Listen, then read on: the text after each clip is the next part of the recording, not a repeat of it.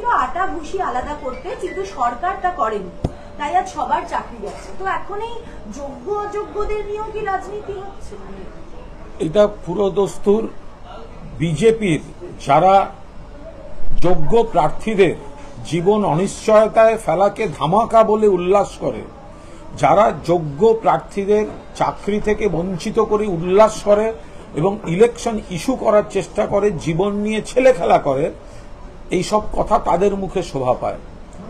আমরা পরিষ্কার বলেছি যে তদন্তে যেটুকু যা উঠে এসেছিল বলে খবর, যে কজনের নিয়োগ ডিসপিউটেড আর যাদের নিয়োগে কোনো ডিসপিউট ছিল না, কোনো বিতর্ক ছিল না, কেন তাদের একজোট করে যোগ্যদেরও অনিশ্চয়তায় ফেলা হলো, এ তো আমরা কোর্টকে বলছি।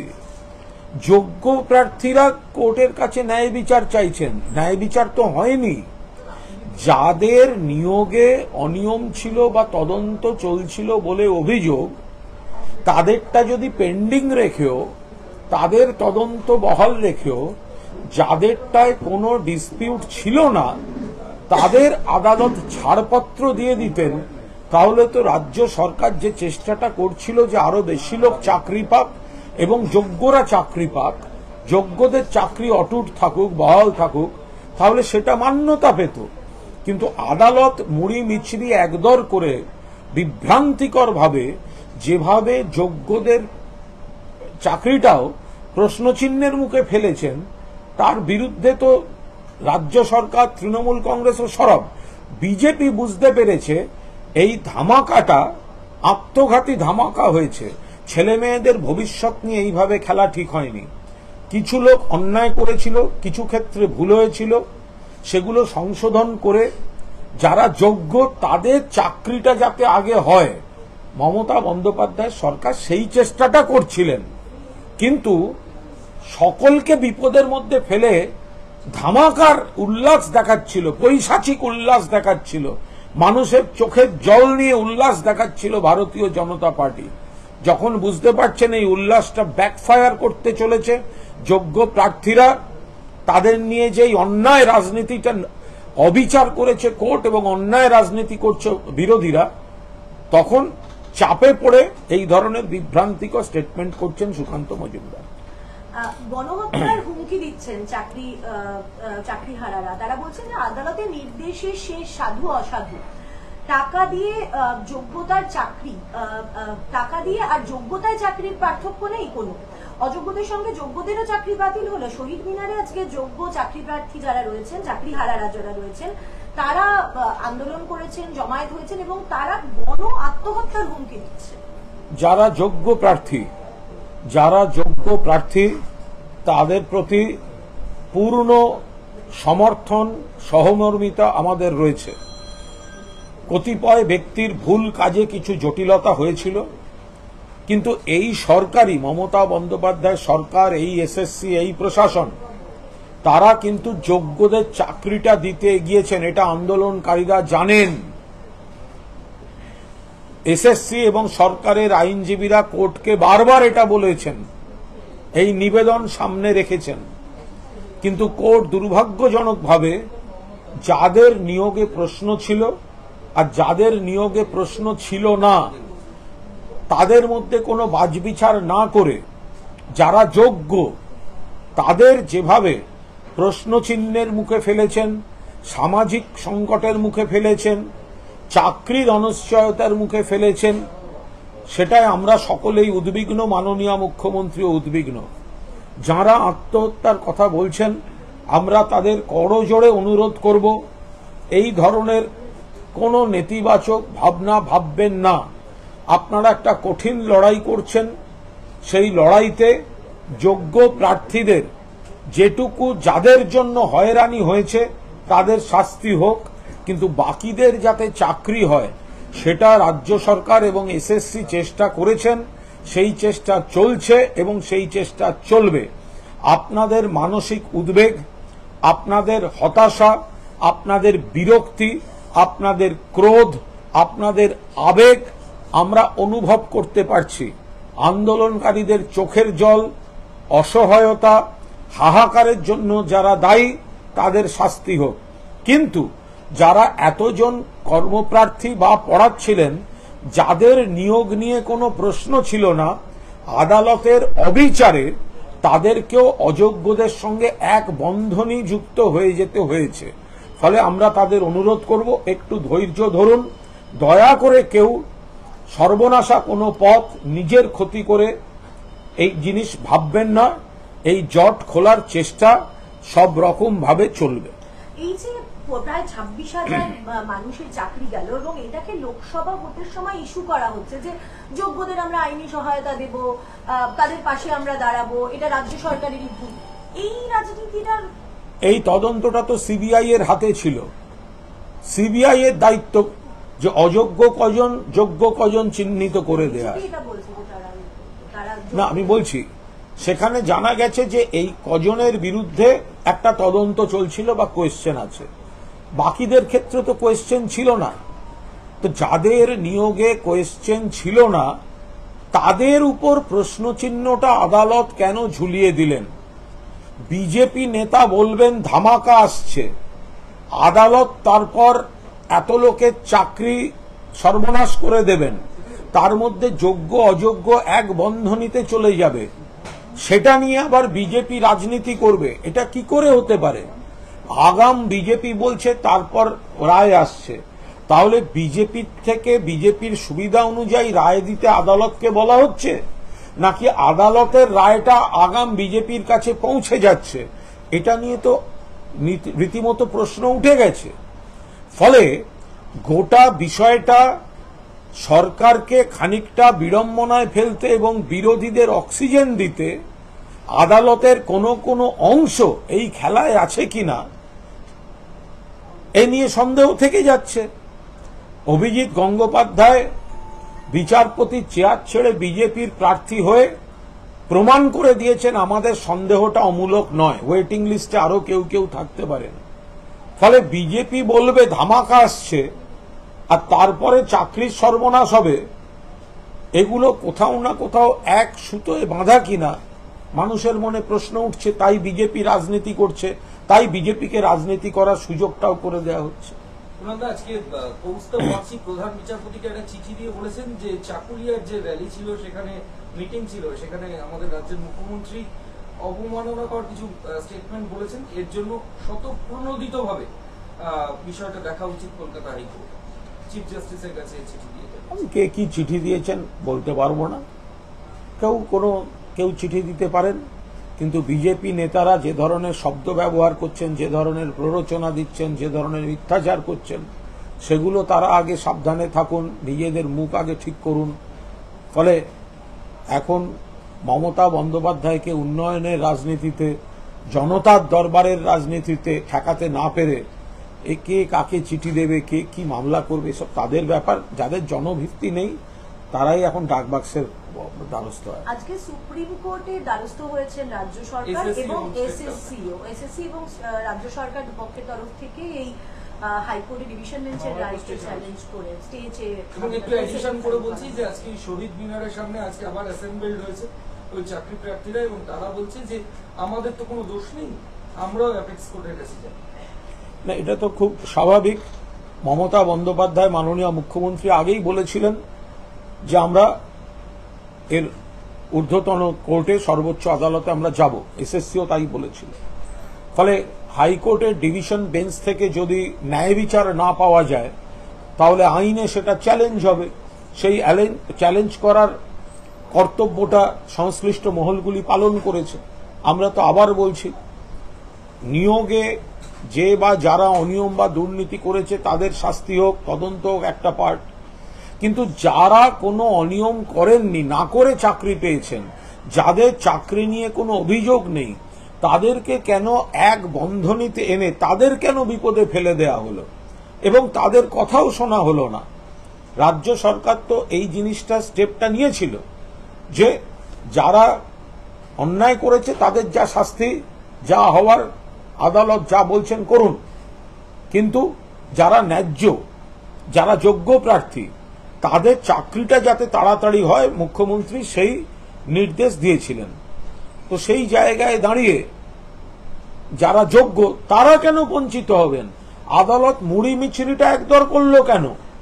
যাদের ক্ষেত্রে অনিয়মের অভিযোগ আছে আর যাদের ক্ষেত্রে অনিয়মের অভিযোগ নেই তাদের সকলকে একসঙ্গে ভোটের মুখে বিপদে ফেলে কাদের সুবিধা করে দেওয়ার চেষ্টা হলো।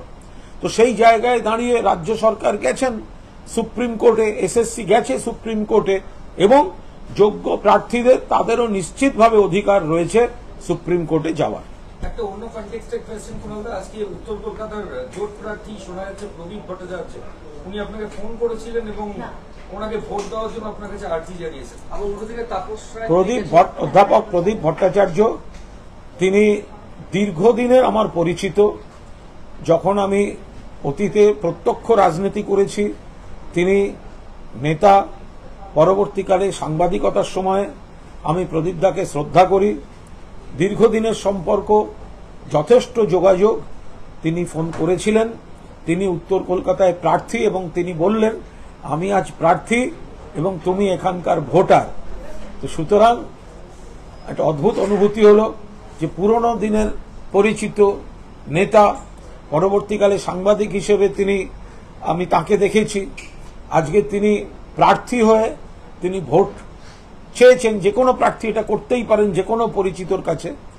আমি তার শারীরিক কুশল জিজ্ঞাসা করেছি। এই গরম পড়েছে, বর্ষিয়ান মানুষ, এই প্রবল গরমের মধ্যে তিনি যাতে সুস্থ থাকেন, তিনি যাতে ভালো থাকেন, কিরম প্রচার হচ্ছে, কিরম সাড়া পাচ্ছেন, খবরাখবর নিয়েছি, এইটুকুই। সৌজন্য তো থাকবে।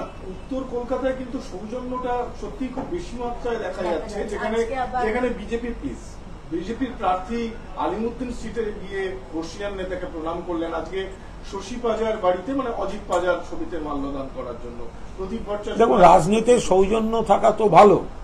যদি কোনো প্রার্থী তার পরিচিতদের কাছে যান তার পূর্ণ অধিকার রয়েছে। ফলে রাজনীতি এবং সৌজন্য এটা তো সংঘাতপূর্ণ নয়, বরং রাজনীতিতে সৌজন্য থাকাটাই তো ভালো। যদি কোনো দলের কোনো প্রার্থী তার বিরোধী দলের কোনো নেতৃবৃন্দ বা সহকর্মী বা কারুর কাছে ভোট ভিক্ষা করে থাকেন, প্রার্থী হিসাবে ভোট দেওয়ার অনুরোধ করে থাকেন, কোনো সৌজন্য বিনিময় করে থাকেন, আমি এর মধ্যে কোনো অপরাধ কিছু দেখতে পাচ্ছি না, বিতর্কও দেখতে পাচ্ছি না। নন্দীগ্রামে প্রচার করতে গিয়ে দেবাংশু ভট্টাচার্যকে আজকে চোর স্লোগান দেওয়া হচ্ছে, সঙ্গে ওর গায়েও হাত দেওয়া দিয়েছে বিরোধীরা, এরকম অভিযোগ সামনে আসছে। তা ওখানে তো গাজুয়ারি, সে তো পঞ্চায়েত নির্বাচনের প্রচারের শেষ দিন শুভেন্দু অধিকারীকে মুখের উপর চোর চোর চোরটা শিশির বাবুর ছেলেটা শুভেন্দুকে চোর শুনতে হয়েছিল। সেখানে তো আমি দাঁড়িয়ে দেখেছি, চোখের ওপর শুনতে হয়েছিল মানুষ শুভেন্দুকে চোর বলছেন। এখন ওরা গাজুয়ারি করে ওরা বুঝতে পারছে যে দেবাংশু তরুণ তুর্কি, মমতা বন্দ্যোপাধ্যায়, অভিষেক বন্দ্যোপাধ্যায়ের প্রার্থী, চোরকির মতো ছুটে বেড়াচ্ছে, মানুষ ভালোবাসছেন, তাই দেখে ওরা হয়তো দেবাংশুকে ঠেকাতে পারছে না, সেই জন্য এইভাবে তারা অন্যায় পদ্ধতিতে কোনো আপত্তিকর কাজকর্ম করতে যাচ্ছেন। এতে প্রমাণিত হচ্ছে যে দেবাংশুকে বিজেপি ভয় পাচ্ছে। শতাব্দী রায় আজকে হঠাৎ করে মেজাজ হারিয়েছেন, বীরভূমে প্রচারে গিয়ে একজন ভোটারকে ইডিয়েট বলেছেন। না দেখুন, এটা মেজাজ হারানো না, প্রার্থীরাও মানুষ, তারাও একটা প্রচারের মধ্যে আছেন, এই গরমের মধ্যে প্রচার করছেন, দিনভর রাতভর বৈঠক প্রচার দলের কাজ, সেখানে বহু মানুষের সঙ্গে তারা মিলিত হন, বহু মানুষের কথার উত্তর দেন। কোথাও হয়তো কেউ এমন কিছু বিরক্তিকর বলেছে, একটা তাৎক্ষণিক কোনো রিয়াকশন হয়েছে। শতাব্দী খুবই ভালো, তিনি মনের দিক থেকে তিনি কখনোই কোনো নাগরিককে বা কোনো ভোটারকে বা কোনো মানুষকে অন্যায়ভাবে কোনো অপমান করা বা খাটো করা তিনি সেটা করেন না। এটা লাস্ট কোয়েশ্চেন, আজকে অধীর চৌধুরীর পাশে হুমায়ুন কবির দাঁড়িয়েছেন, তিনি বলেছেন যা হচ্ছে ঠিক হচ্ছে না, প্রত্যেকের প্রচারের স্বাধীনতা আছে। আমরাও তো বলছি প্রত্যেকের প্রচারের স্বাধীনতা আছে, দেবাংশুরও প্রচারের স্বাধীনতা আছে, তাহলে দেবাংশুকে বাধা দেওয়া হলো কেন? তো প্রত্যেকের প্রচারের স্বাধীনতা আছে।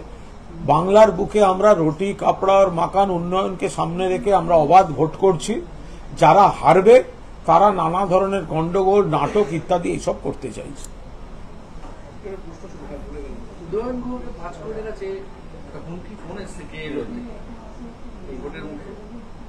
এটা উদয়নবাবুই বিস্তারিত বলতে পারবেন। উদ্বেগজনক এ ধরনের কোনো ঘটনা, হয়তো অন্য কোনো রাজ্য থেকে এসব অপারেটেড হচ্ছে, এখন সেটা বিস্তারিত উদয়নবাবু বলতে পারবেন। ওকে, তিনটি অভিযোগ রয়েছে, সেখানে বিশ্বভারতী বিশেষজ্ঞদের দিয়ে প্রশ্নপত্র চেক করার একটা নির্দেশ বলতে দেওয়া পারবো হয়েছে। না, বলতে পারবো না। কিছু জিনিস প্রশাসনিক বিষয়, সংশ্লিষ্ট বিভাগ তারা দেখছে। আজকে কিন্তু মমতা বন্দ্যোপাধ্যায় গলসিতে একটা জায়গায় বলেছে যে ওরা আমাদের জেলবন্দি করতে চায়, আমাদের মারতে চায় বিজেপির উদ্দেশ্যে।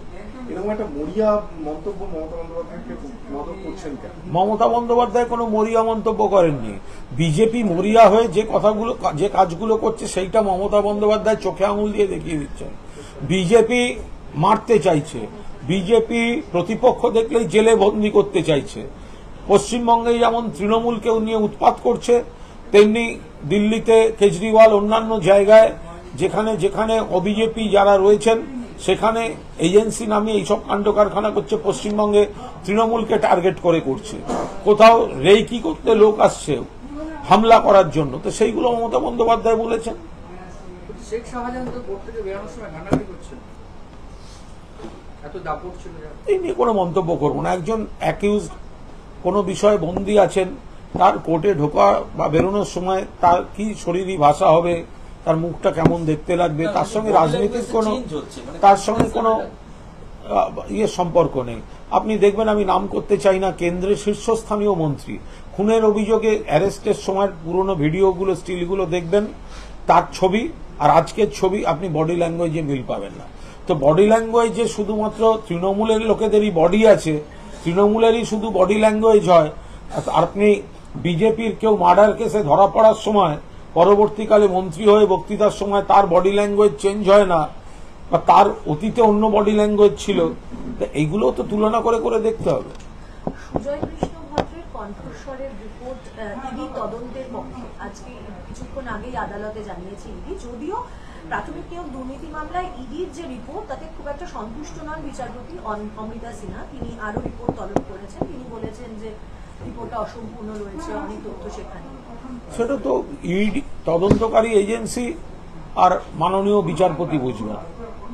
আমরা অভিজিৎ গঙ্গোপাধ্যায়ের সময়ও দেখেছিলাম যে এমনভাবে বিচারপতিরা বলছেন যে যতক্ষণ না তার রাজনৈতিক উইশ লিস্ট ফুলফিল হচ্ছেন ততক্ষণ সেই মতো এজেন্সিকে কাজ করতে হবে, সেই মতো রিপোর্ট দিতে হবে। সেটা যতক্ষণ না হচ্ছে ততক্ষণ পর্যন্ত এটা অসম্পূর্ণ। এগুলো তো আমরা অভিজিৎ গঙ্গোপাধ্যায়ের সময় দেখে এসেছি। ফলে সেগুলোরই পুনরাবৃত্তি ঘটছে কি ঘটছে না, ঘটনাক্রম থেকে আমরা সেগুলো লক্ষ্য রাখবো। দাদা, একটা প্রশ্ন একটু এসেছে, এই প্রশ্নটা একটু রাখছি আপনার কাছে, যে সরকার বা এসএসসি বা তৃণমূল কেউ আর অযোগ্যদের হয়ে সওয়াল করছেন না। মমতা বন্দ্যোপাধ্যায় একসময় বলেছিলেন কারো চাকরি যাবে না, যার জন্য সুপার নিউমারি পোস্ট ক্রিয়েট করা হয়েছিল। প্রাপ্ত বসুও সেই সুরে কথা বলতেন। হঠাৎ এই সুরটা একটা বদল দেখা যাচ্ছে। এখন বলা হচ্ছে অযোগ্যদের জন্য যোগ্যরা কেন বাদ যাবে। অযোগ্য কারা সেটার তদন্ত চলছে বলে জানানো হয়েছে। যেহেতু তদন্ত চলছে সেই হিসাবে আমরা কেউ কোনো মন্তব্য করছি না। আর প্রথম দিন থেকে যদি আপনি দেখেন যে অযোগ্যদের হয়ে তৃণমূল কংগ্রেস কোনো কথা বলেনি। যারা চাকরি করছে তারা মাঝপথে যাতে হঠাৎ সবান্ধবে সপরিবারে বিপদে না পড়ে সেই মানবিক দিকের কথা মুখ্যমন্ত্রী বলেছিলেন। এখন অযোগ্য এবং যোগ্য সবসময় সবাই যোগ্যদের দিকেই থাকবে। যোগ্যদের যাতে আরো ঠিকঠাক চাকরি হয় সেগুলো হবে। আর অযোগ্য কারা সেটা তদন্তকারী সংস্থাকে তো বহুদিন আগেই সিবিআই হয়ে বসে আছে, তো তারা এতদিন রিপোর্ট দিচ্ছেন না কেন?